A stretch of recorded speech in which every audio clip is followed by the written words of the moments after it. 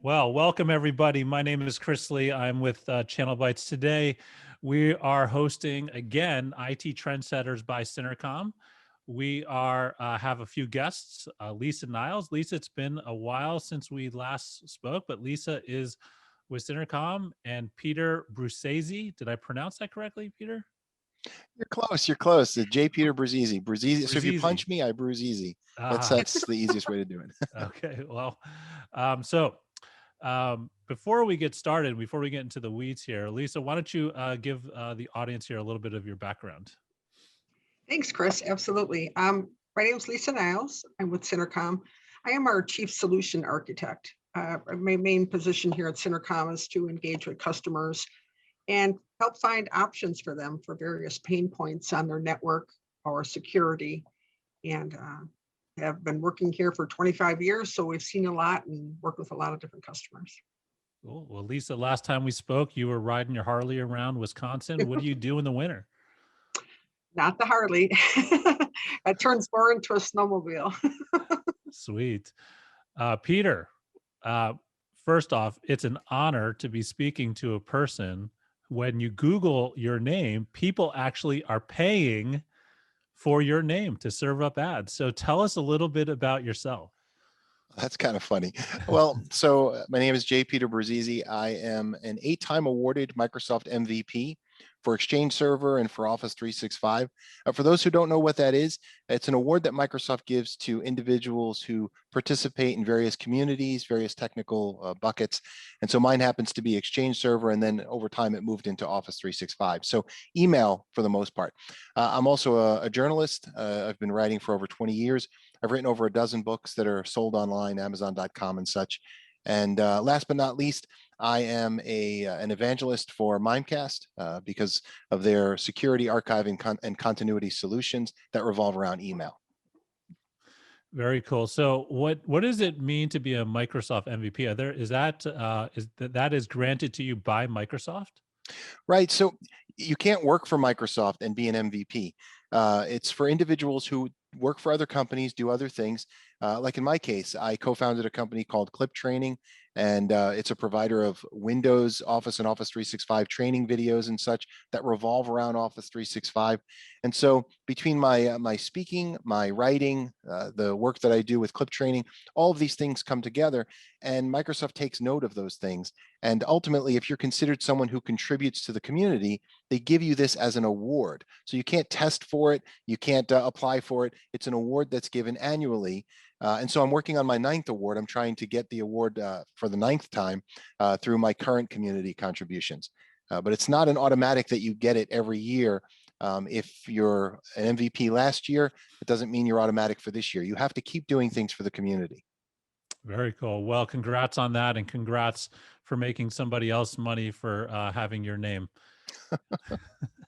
All right. Well, so let me get some things out of the, let's get some nomenclature settled here. So I was looking back, and did Microsoft change the terminology from O365 to M365, or what is the terminology we should be using in today's conversation? They did. And so it's been a slow change in terms of people catching on. It's still okay to say Office 365. Everybody knows what you mean, but it's Microsoft 365 or M365. That's kind of what they want you to go with now. And you'll see that when you log into the admin center, it's no longer the Office 365 admin center. It's the Microsoft 365 admin center. Okay, cool. Well, let's get right into this. So today we're talking about continuity with M365 or Microsoft 365, as well as ensuring that email is up during some outages. So Lisa, let's start with you. Let's get your perspective from the customer angle.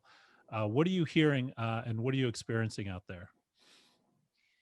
Thanks, Chris. Yes, we have a lot of feedback from customers. Initially, people were hesitant to go out to Office 365, and they gave up control of their server, but they knew that they were also kind of in a gray area as far as redundancy and backup, and weren't clear on how that was all going to work.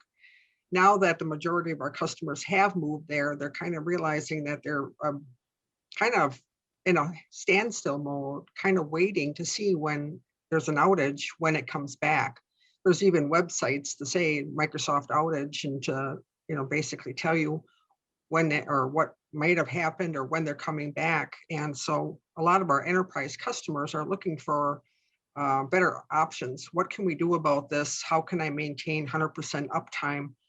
Email is mission critical for most businesses today, and are just looking for some options. And that's when we got engaged with Mimecast and was able to resolve some of these issues for customers going forward. Okay. Well, Peter, what are your thoughts on these various outages, and how do you see these should be addressed? Well, to be honest with you, every cloud service has an outage from time to time. I mean, Microsoft, Google, Apple, they all have their stores have gone down. There have been issues. Microsoft, their Office 365 or M365 solution tends to go down in whole, in part, and in pieces. And what I mean by that is there are times when we've seen there have been outages as a result of identity management issues. Azure AD has a problem, or Azure DNS has a problem. We had that happen in the EU. And when that happens, people can't access any of the services. So that's when it goes down in whole. In fact, in Texas, we had a data center a couple of years back. It got hit by lightning. It took out the air conditioning system, which basically took out the Azure AD servers, the identity management, and then ultimately people for a period of either 4, 8, or hours or more, they could not access any of the services. Other times it goes down in parts. So you can send email is fine, but Teams is down. Sometimes it goes down in pieces. So for example, we had an outage that took out multi-factor authentication. It's this one little piece, but as a result of that, those that were using multi-factor authentication could not access their email or any of the services. And so that's when you need to have a break the glass account so you can flip it off until they fix it, and then you can flip it back on. So we see these outages, they're real, whole parts and pieces. The question is, what do you do? I mean, when there's an outage, do you just sit there and go, oh, well, I guess I can't get any work done? Typically, people keep working somehow. And typically what they do is they move over to shadow IT solutions, which now becomes a problem, especially with regard to email. So Lisa, let's talk a little bit about when a customer calls you and says that there's an outage. What is happening in their organization, or at least what are they telling you is happening during that time? You guys deal with a lot of very large organizations, so I assume the waterfall effect is big. Absolutely. As Peter had mentioned, what happens is that shadow IT. And all of a sudden, somebody, let's say you're a banker in finance or a hospital, and you're like, I got to get this email out. Well, geez, I got a Gmail account. And they'll defer to what they have. So if my security policies or my firewall is going to allow that out, now all of a sudden I'm sending emails. And maybe an email by itself might be benign, but what if that email's got patient information or charge card information or just anything that could be crucial to the business, not only from a security standpoint, but from regulatory or from a fine? How do I get my arms around that? And you can't stop the business. You need productivity. You can't give an answer to the the C-level folks as to when you're going to be back, and they're asking, why is this happening? We never used to run into this. How come you can't get us back online? So regarding security, Peter, this is a question for you. You mentioned you're a global security advisor. What advice do you typically give organizations? Well, with regard to security, one of the challenges that I face is that while I'm a huge loyalist to Microsoft and to Office 365 or M365, in fact, I've participated in some of the largest migrations to M365. I find that from a security perspective, I lean towards a defense in depth approach. I believe in layering on solutions that are going to give me a better chance to secure my environment, especially in the dangerous world we live in today. So while Microsoft has their solutions that are built in, I prefer to encourage folks to look at a bolt-on. And the value there is that it kind of expands your umbrella so that when there is an outage, if you can have a solution like Mimecast, for example, that now is outside of that outage umbrella, right? You've expanded it.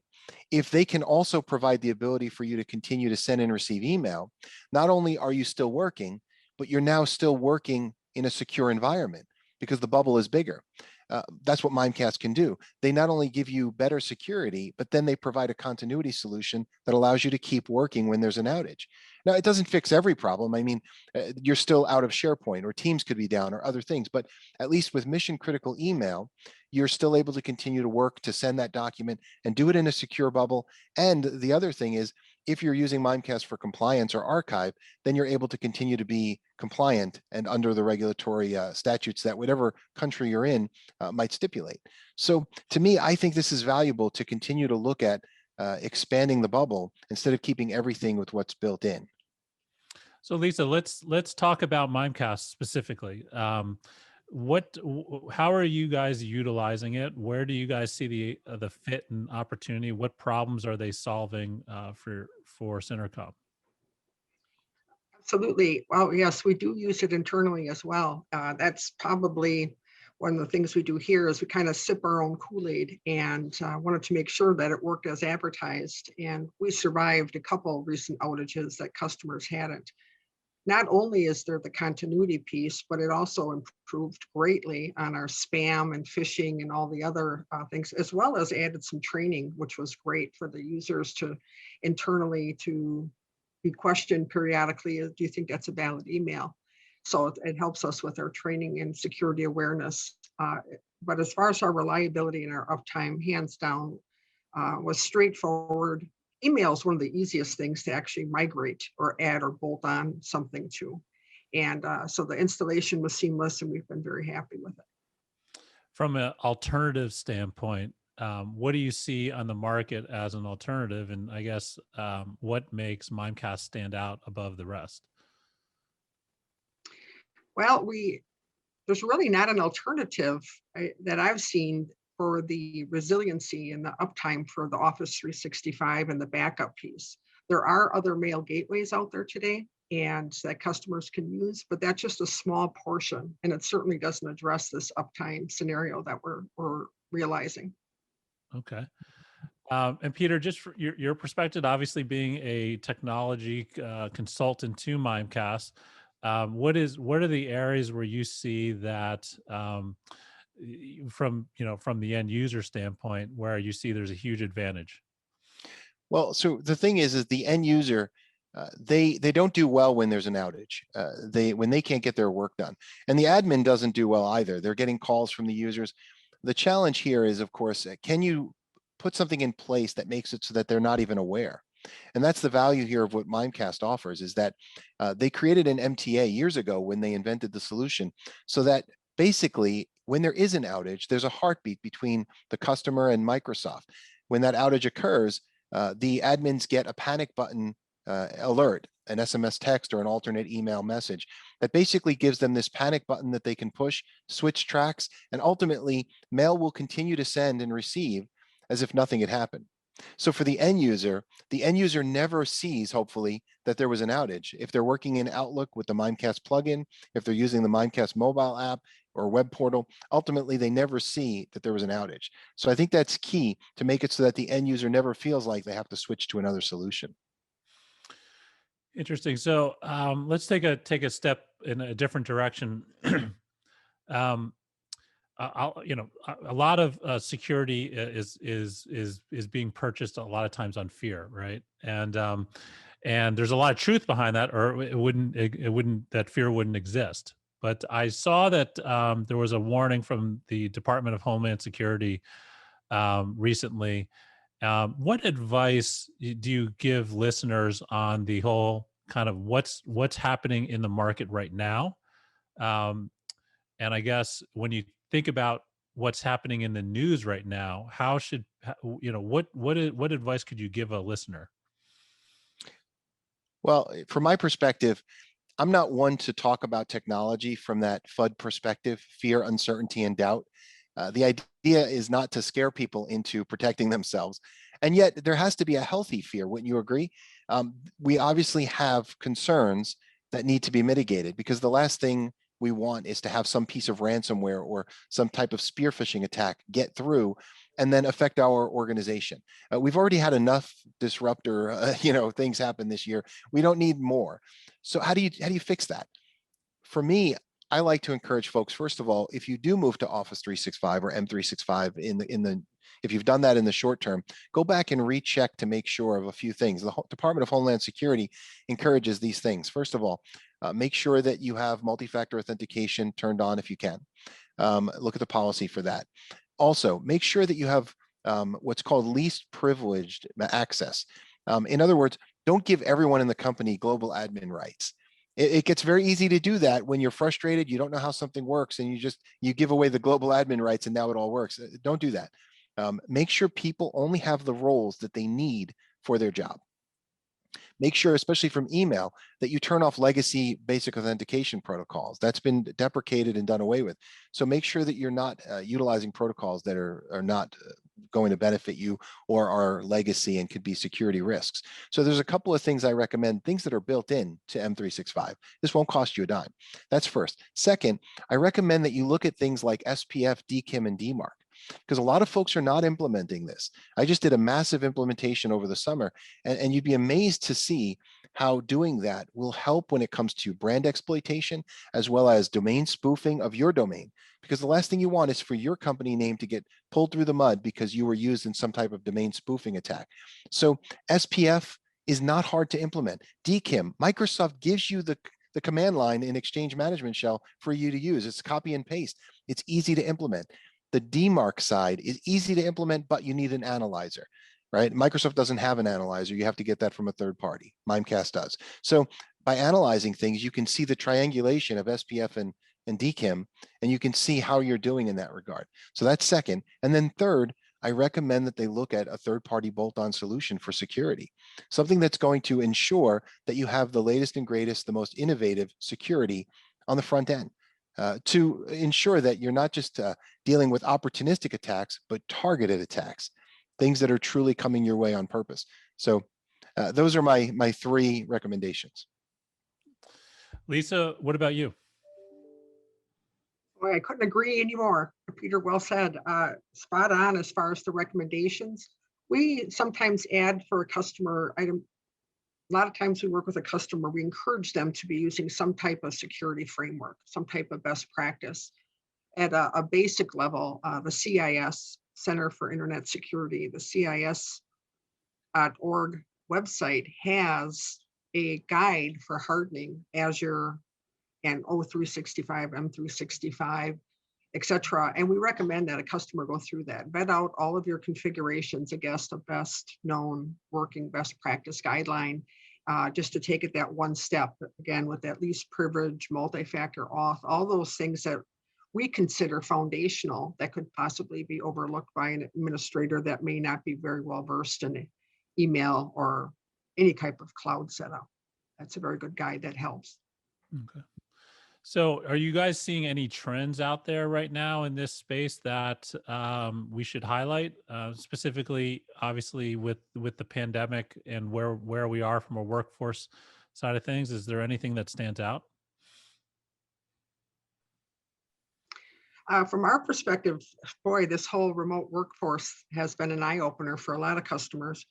Initially, a lot of customers had remote SSL VPN for maybe a snow day. For those of us up here in Wisconsin, we know what that is, but never did anybody dream to this extent. And there was machines, personal computers, everything brought online from home just to get people functional. And now you're trying to reel that back in with policies, using things like mail gateways to find out, firewall rules to block things like IMAP or POP3, those old protocols that really shouldn't be around anymore. So we're trying to rein back in this environment, and having something with the visibility, a deep visibility into the email traffic, the gateway, like Mimecast, identifies things that you can further secure and tune with policy. It's very good at guiding and improving your maturity as far as that security is concerned. What about you, Peter? From my perspective, and I agree 100%, obviously it was a big shift for organizations to now move to from a let's say snow day situation or even road warrior situation where people are connecting because they're away temporarily, as opposed to this being a more permanent lifestyle. And so I think what I've been seeing is the need for end users to get more training in this regard. For those of us who are road warriors that do travel quite a bit, we tend to be a little bit more hyper vigilant with regard to our own security. I know for myself, I don't just connect to the Starbucks or conference Wi-Fi. I don't leave my devices out and about, in the hotel rooms, things like that. You tend to have a bit of a, maybe it's a bit more paranoid mindset because you're more concerned that when you're out, you're going to have this problem.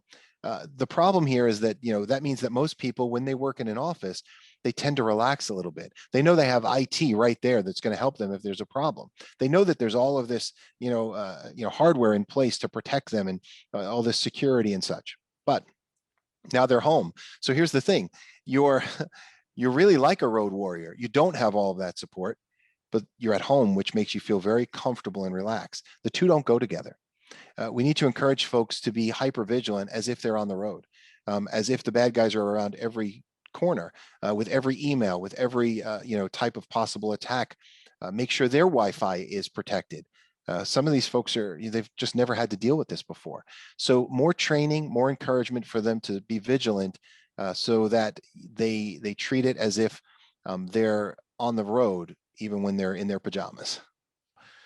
Okay, appreciate Pete. Peter, I just want to wrap this up, but before I do, let's talk a little bit about your clip training business. Can you tell us a little bit about it?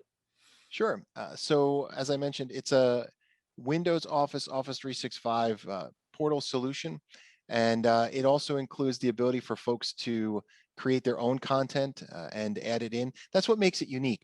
So we typically sell to partners who sell to customers, and ultimately it gives them the ability to have the content that we've developed in-house, but also to add additional content in that they may have developed in-house or are working on. And so unlike other platforms where you just get what you get, in this case, it gives you a chance to also use it specifically for your environment. And so we focus on the Microsoft world, especially things like Teams. And we have our app, which is in Teams. So you can access it through a browser or right from within Teams, so that ultimately your people can keep working even while they're using Microsoft's communication and collaboration suite. And that allows them to be able to take it really wherever they go. So it's an amazing solution, in my opinion. It's something I'm very passionate about learning. And it gives the end user the ability to choose their own adventure. It's designed in such a way that it's colorful, it's engaging. And that's the key with training these days. It's very easy to get the end users to get bored with death by PowerPoint, to get bored with the training style. Sometimes it's too mechanical. It's almost too perfect. Whereas we have real people creating our content, and basically they're subject matter experts, Microsoft MVPs and others that do their best to ensure that the content is engaging for the end users. And then the platform itself is also engaging and easy to use. So so you have content that you're producing and putting on the training content, and a service provider or a company like a SynerComm can produce content and put on there also. Did I hear that correctly? Yep, that's correct. They can do it either for themselves, for their own company, or in some cases, they may have customers that they'd like to share that content with, so they can put it into their portal and then share that content with others who are in the portals that they've set up. So it makes it easy for them to distribute content and make sure. So for example, if you're an MSP, you might have a variety of customers that you care for. And let's say you're worried about security. And so you create a video, or you have a video that you'd like to share with everyone. Well, you can put it into the system and you can share it with all 25, 50, 100 of your customers. You can even create a learning path so that it ensures that they have it when they log in. You can feature it so that when they log in, it's right there in front of them. You can do a lot of things to mandate training or just incentivize folks to watch the training. And that's valuable because oftentimes people can get lost when they get into their own learning management system. There's just too much in front of them. We make it so that it's nice and easy for you to put in front of people what you feel they need now. Very cool. Well, the old saying, people, process, and technology from the 90s, the people part is pretty important. So we got to make sure that they know what they're doing. I appreciate Lisa, Peter. I appreciate your time today. This was a recording for IT Trendsetters by SynerComm. Please take a look at our next episode, which is going to be coming out in a week from the date that this is released. Have a great day.